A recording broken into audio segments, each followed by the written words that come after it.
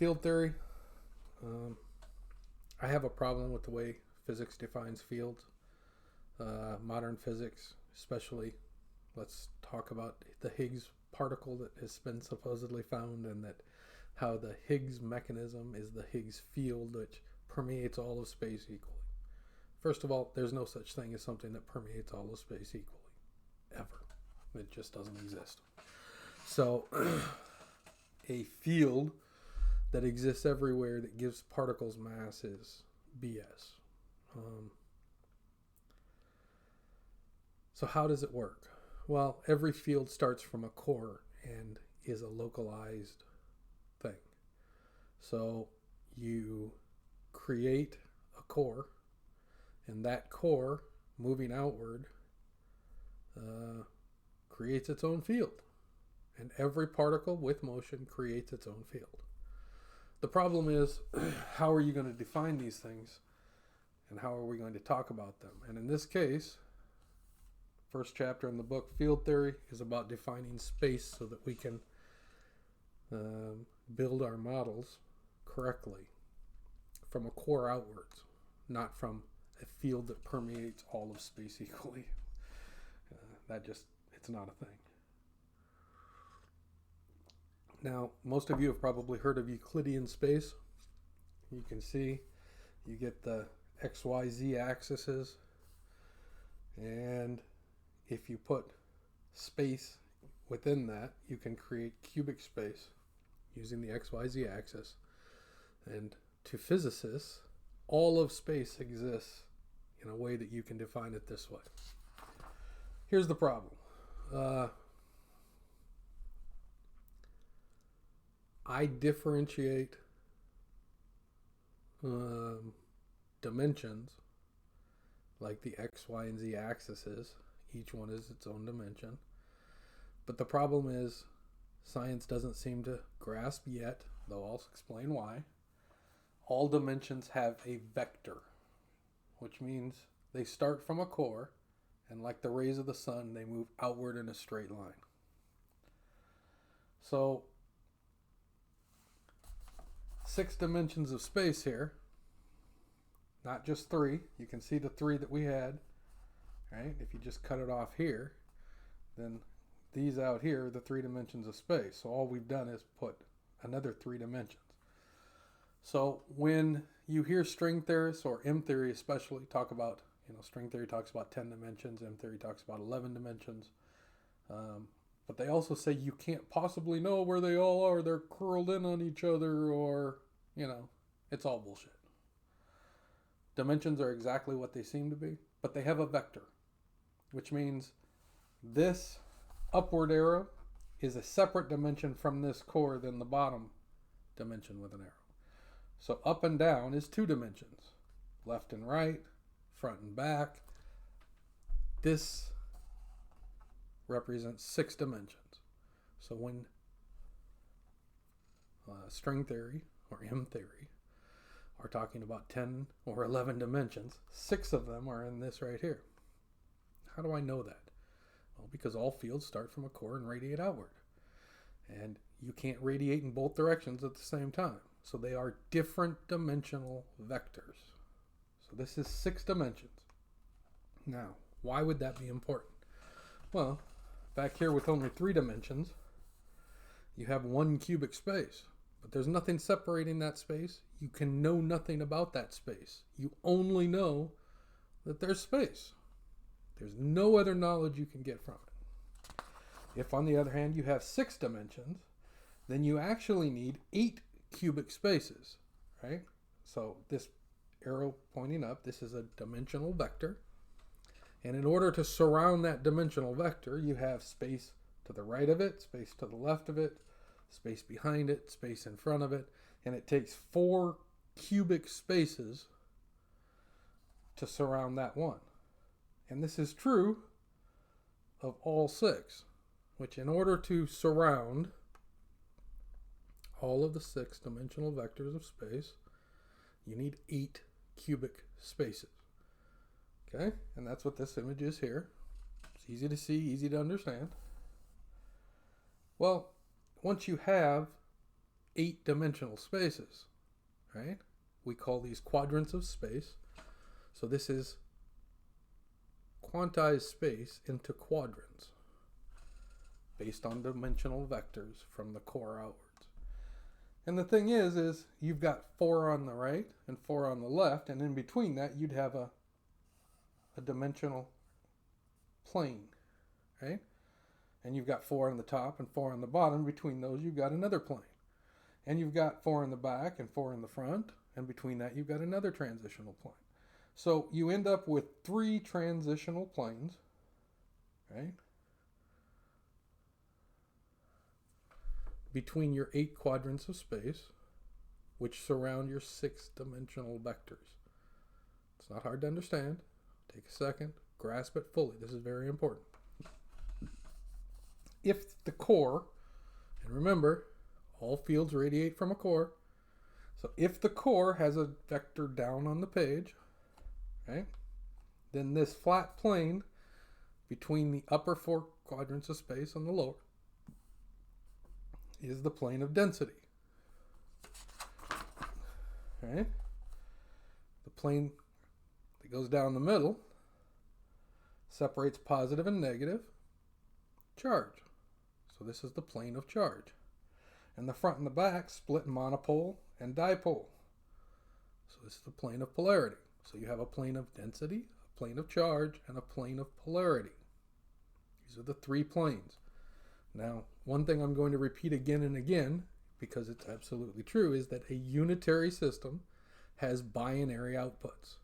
A particle of 1 has a pressure or a density difference below it compared to above it, or whatever direction the vector of the momentum is moving. So this unitary system, this unitary particle, has a binary system that it creates, a front and behind it. And that binary system has quad outputs, okay? And it happens on the surface. So those quad outputs, right, have 8 possible dimensions of space, or 8 quadrants of space around the 6 internal dimensional vectors. And this is important because 1, unitary system has a binary output, binary system has quad outputs, and a ternary system, a system of 3, has 8 outputs. So the particle, the core, is our unitary system, right? And the binary system it creates is the plane of density above and below, right? And that creates the other 2 charge and polarity transitional planes. So when I say a ternary system has 8 outputs, the ternary system itself are these transitional planes. 1, 2, 3. Those 3 transitional planes have 8 outputs, which create the quadrants of space. So here's the problem. Where are the other dimensions of string theory and M theory? If we've said that 6 of the dimensions are hidden in the 3 dimensions because, right, of the 6 dimensional vectors. If we give dimensions a vector, then it's not 3 dimensions, it's 6. So we've got 6, but string theory requires 10, M theory requires 11, and I'll tell you right now, the truth is there are 12 dimensional possibilities in our systems. And the 10 that string theory sees are right here. You'll see that they form, right? These also, you should have little arrows on these. This one's going this way, this one's going this way, this one's going this way, and this one's going this way. Okay? So this is the 10 dimensions, just like I say that magnetic monopoles can have, right? Their magnetic fields are circular, so they have no beginning or end. These dimensions have no beginning or end and are circular around these 6 dimensions. So this is the 10 dimensions in one formation. This is the 10 dimensions in a second dimension, or formation. So this is a particle, like charged dipole, magnetic monopole, right? This then creates a toroidal vortex, right?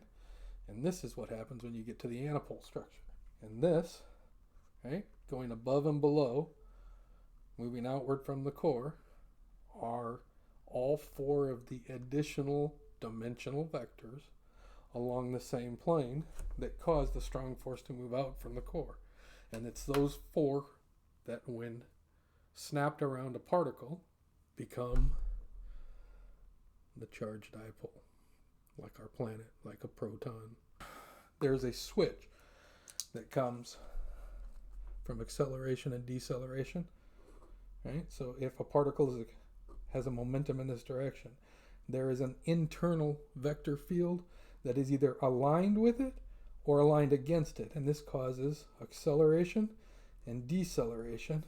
And acceleration and deceleration is Einstein's variable time. I know he thought of it as time. It's not time, it's acceleration and deceleration. And what that means is M theory, who says requires an 11th dimension, right? And I say dimensions have vectors, according to me. But the 11th dimension in M theory is acceleration and deceleration relative to momentum. Now, why do I say there are 12 vector dimensions where M theory says there's only 11? Well, because acceleration and deceleration, if they're going to be considered dimensions, and I say dimensions have vectors, then there must be two of them, and they must be opposite. And see, momentum hides this vector field within it.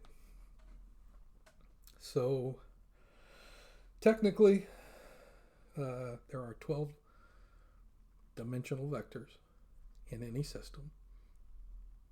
M's theory says 11, and the reason it says 11 is because this dimensional vector can't both be applied. This internal vector field cannot both be applied to a particle or a system at the same time. So at any given time, you will only see 11 dimensional vectors, but 12 exist. So there are 12 possible dimensional vectors, 10 of which exist